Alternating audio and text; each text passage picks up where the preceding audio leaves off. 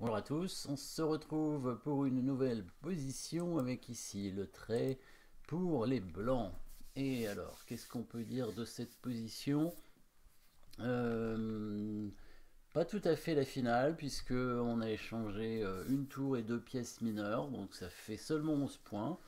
Donc on est très proche de la finale mais pas encore tout à fait.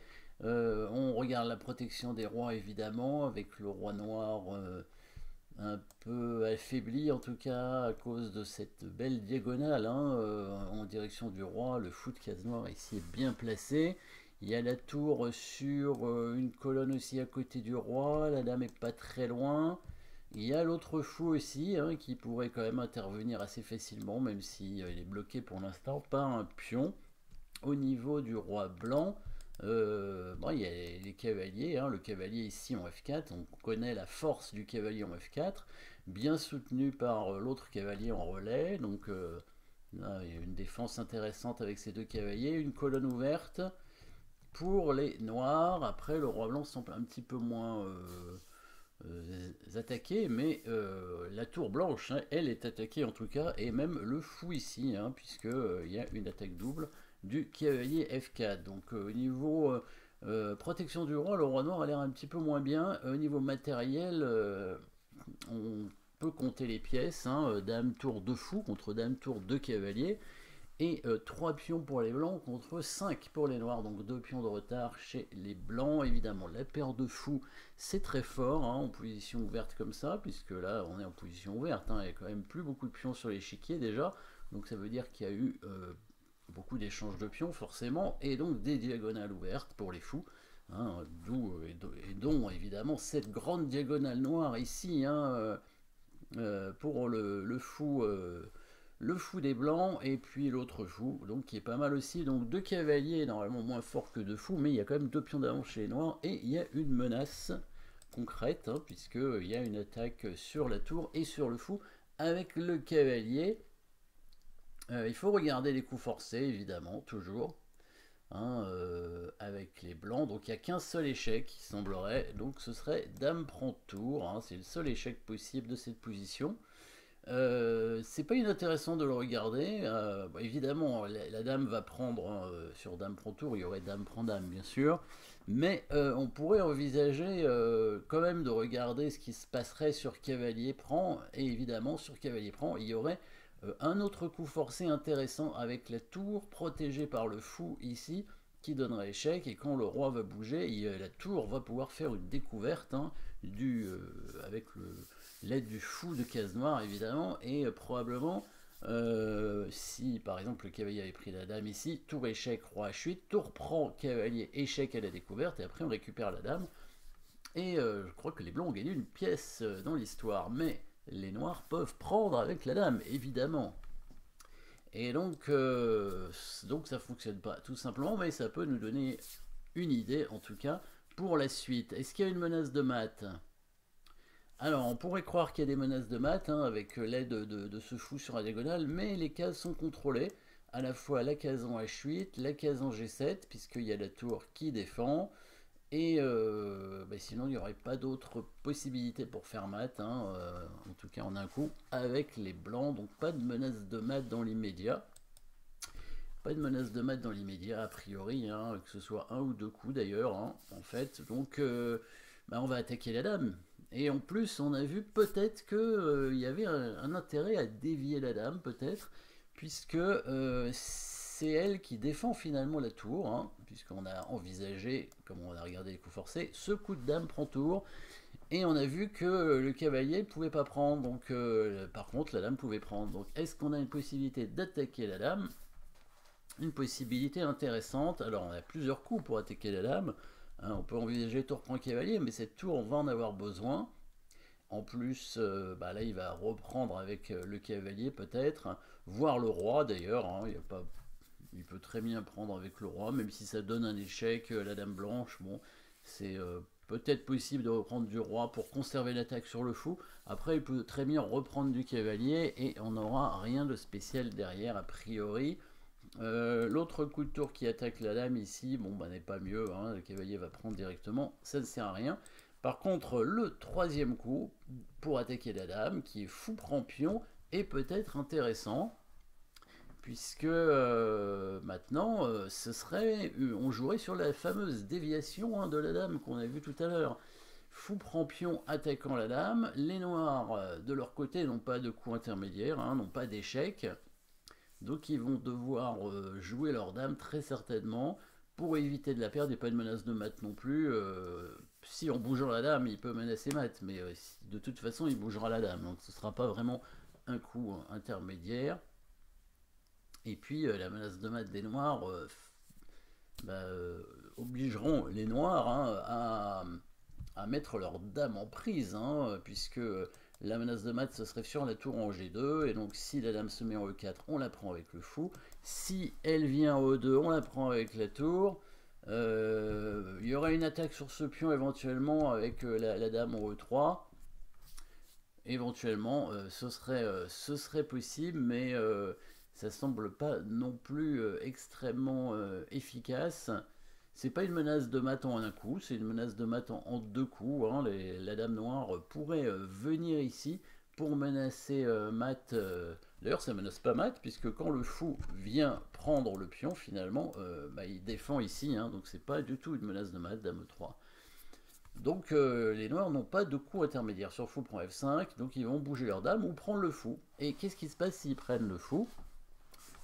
Donc fou prend F5, dame prend F5, et bien là, cette fois, on peut faire peut-être le coup forcé de tout à l'heure, avec dame prend tour, échec, et quand le cavalier va reprendre, on va faire l'échec ici avec la tour. Et il faut aller voir la suite évidemment parce que c'est pas fini, étant donné qu'on a quand même donné une dame hein, pour une tour pour l'instant.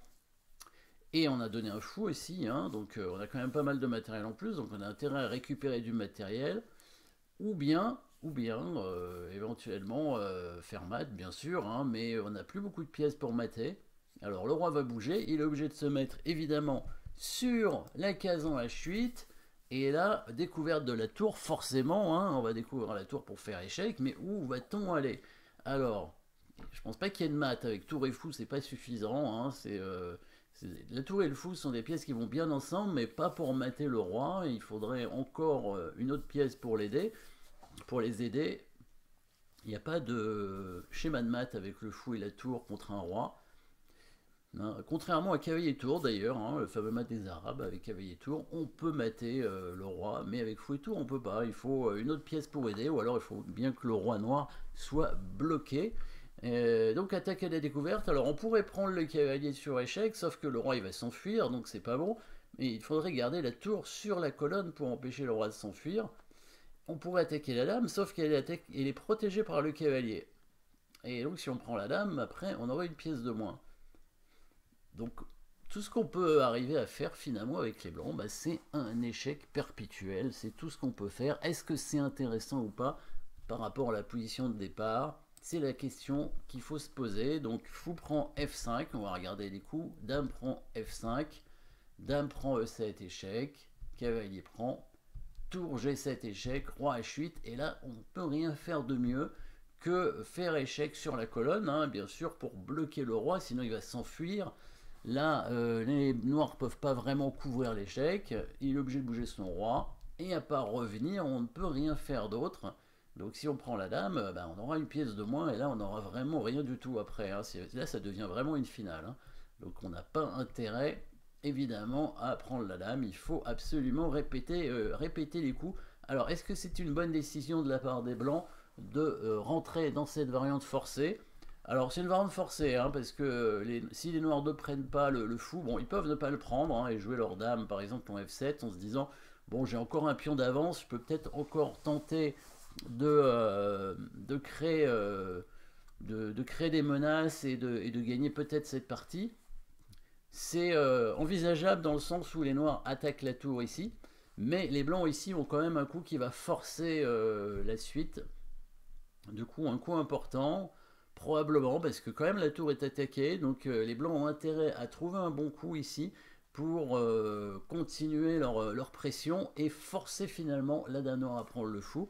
Donc ça va être un coup d'attaque, bien sûr, puisque même si les noirs ont une menace, les blancs ont la possibilité, eux aussi, de créer des menaces de leur côté.